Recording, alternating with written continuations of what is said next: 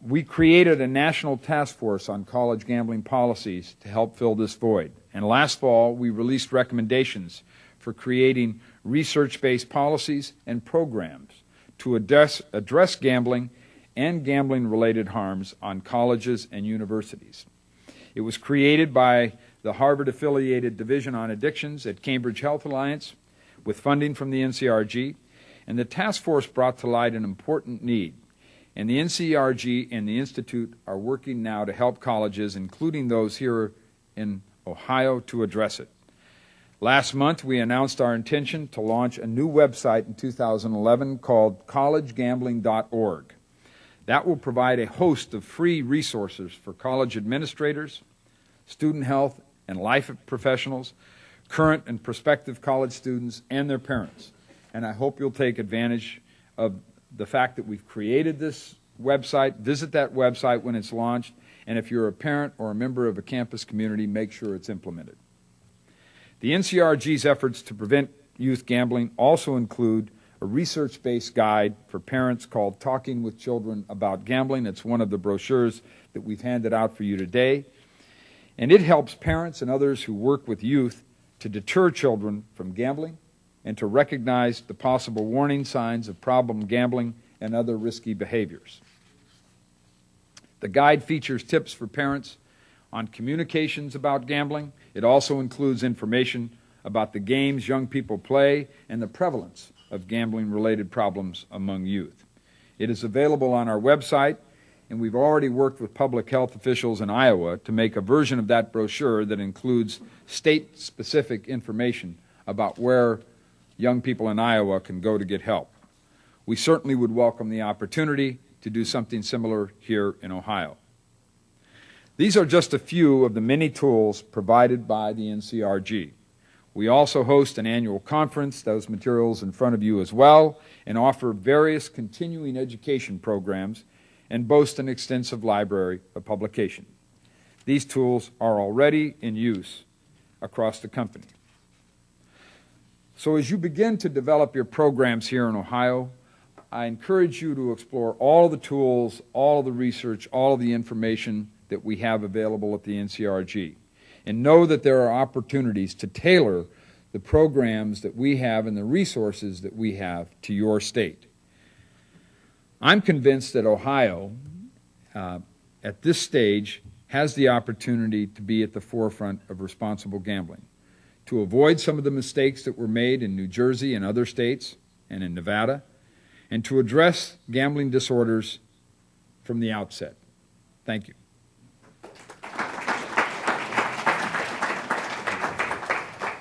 Today at the City Club of Cleveland, we are listening to a Friday forum featuring Philip Satre, Chairman of the Board for International Game Technology. We will return to our speaker momentarily for our traditional City Club questions. We encourage you to formulate questions for our speaker now and remind you that your questions should be brief and to the point. We welcome you to the City Club Forum. We want to remind you that members and guests alike are welcome to attend City Club forums and hope everyone listening will join the City Club. Please visit our website, cityclub.org, to see a full schedule of our upcoming programs. Our greetings go to those present in this room, especially those who are guests. We hope you will join the City Club and become active in our ongoing civic dialogue. We welcome all of you here and those listening to WCPN 90.3 FM, WCLV, WTAM, or one of the many radio stations across the country. Our television broadcast partners are WVIZ, PBS, IdeaStream. Television broadcasts of the City Club are made possible by Cleveland State University and PNC. Our live webcast is supported by the University of Akron. Now we would like to return to our speaker for our traditional City Club question and answer period. We welcome questions from everyone, including guests. Holding the microphone today is City Club Database Manager Lucille Barbati.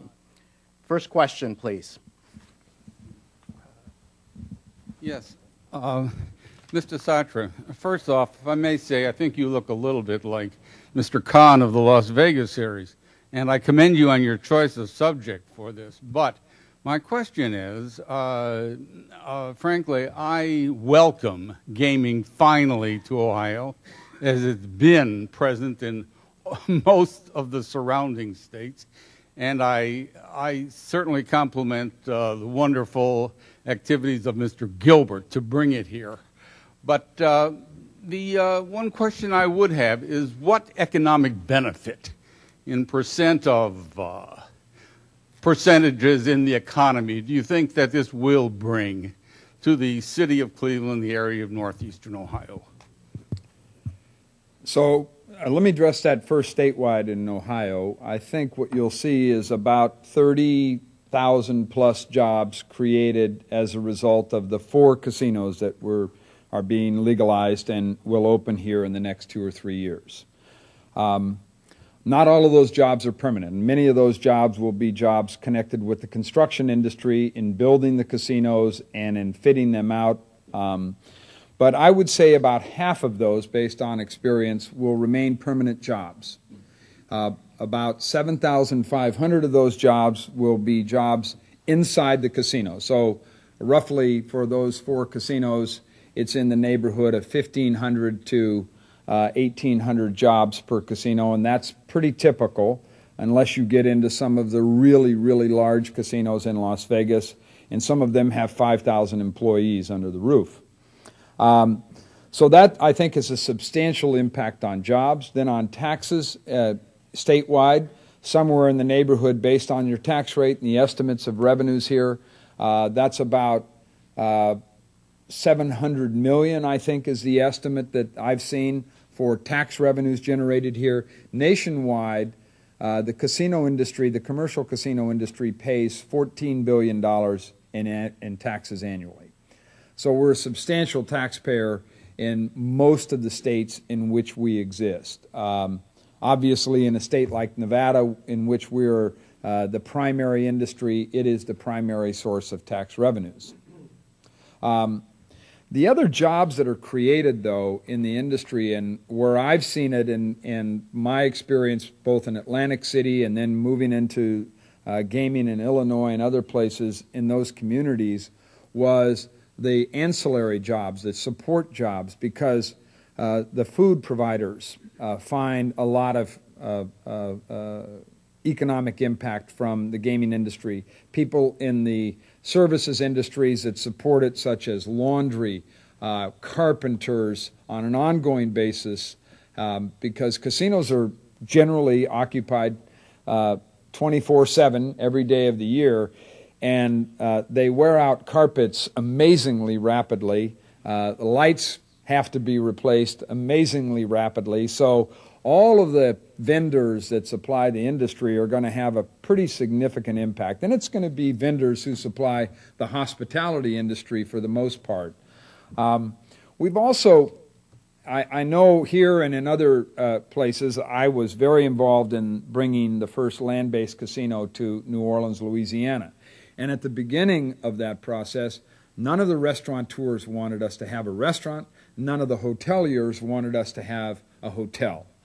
And it was their belief that we were going to take their business away from their restaurants, underprice their hotels, underprice their food and beverage offerings, and that we would destroy those 2 industries. Well, there's more hotels and more restaurants in New Orleans today than there were when we opened the doors of that casino almost 10 years ago. We've actually we've had a positive impact because our customers don't want to eat in our 3 or 4 restaurants every single meal when they're there for a 3 or 4 day stay.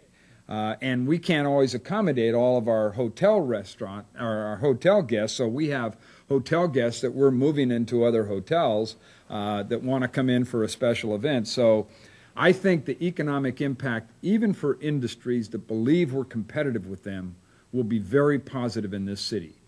And I'd be willing to make a bet with Dennis Eckert, no one else in this room, that there'll be more hotel rooms in this city 6, 7 years from now, and more restaurants in this city 6, 7 years from now than you have today, and certainly more tourists in this city than you have today.